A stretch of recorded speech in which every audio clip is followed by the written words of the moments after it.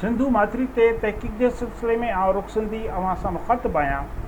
अॼु पाण नाम्यारे archaeologist Lawrence वेडल बाबति ॻाल्हि ॿोल कंदासीं।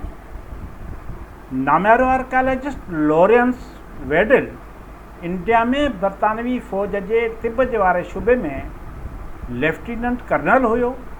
संदसि जनम 29 मई 1854 ईस्वीअ में थियो ऐं पाण 1938 में लाॾाणो करे पाण बैचलर जी डिग्री मेडिसन में हासिलु कई। बाद में 1878 में गिलास्को यूनिवर्सिटी मां मास्टर्स जूं डिग्रियूं सर्जरी ऐं केमिस्ट्री में हासिलु कई। पाण 1880 में ब्रिटिश इंडियन आर्मी में मेडिकल ऑफिसर तौरु मुलाज़मत हासिलु कई। खेसि इंडिया, तिब्बत, चाइना ऐं बर्मा में मुक़ररु कयो। फ़ौज जी मुलाज़मत मां फ़ारिग़ थियण बैदि खेसि कलकत्ता जे मेडिकल कॉलेज में केमिस्ट्री ऐं पैथोलॉजी जो प्रोफेसर मुक़ररु कयो। हिन इंडिया में मुलाज़मत दौरान संस्कृत ॿोली सिखी। 1895 में हिन कानून जे शोबे में डॉक्टरेट जी डिग्री हासिलु कई। वेडल मुलाज़मत दौरान इंडिया, नेपाल ऐं तिब्बत जे कुंड कुड़िछ घुमी ॾिठी ऐं ॿुध मज़हब बाबति काफ़ी ॼाण हासिलु कई, जंहिं बैदि पाण ॿुध मज़हब बाबति किताब बि तहरीर कया। फ़ौज में मुलाज़मत दौरान ई हिन आर्कियोलॉजी ऐं क़दीम तारीख़ में दिलचस्पी वठणु शुरू कई ऐं उन मुतालिक़ काफ़ी मुतालो कयो। हिन 1908 में सुमेरियन ॿोली बि सिखी ऐं सुमेरियन तहज़ीब ते तहक़ीक़ाती कमु कई। इंडिया में केतिरा ई क़दीम आग संदसि निगरानी हेठि खोटराया विया। वेडल सरकारी मुलाज़मत मां रिटायर थियण बैदि पंहिंजो सॼो ध्यानु क़दीम तहज़ीब ऐं ॿोलियुनि बाबति तहक़ीक़ ते ॾियणु शुरू कई।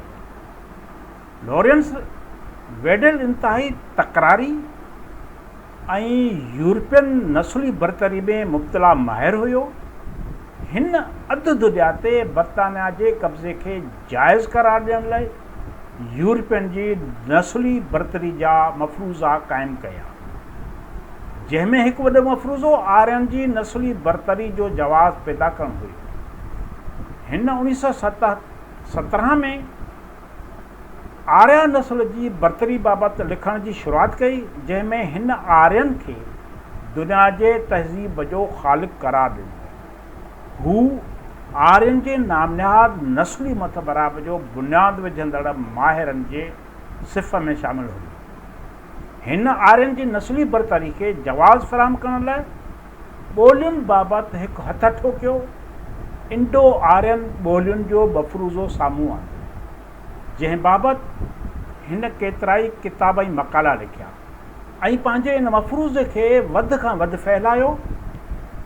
हिन बरतानिया जे कब्ज़े हेठि आयल मुल्कनि जे तहज़ीबुनि खे आर्यन नस्ल जूं तहज़ीबूं ऐं संदनि ॿोलियुनि खे आर्यन ग्रुप जूं ॿोलियूं करार ॾियण लाइ हथ ठोकिया तसवर क़ाइमु कया।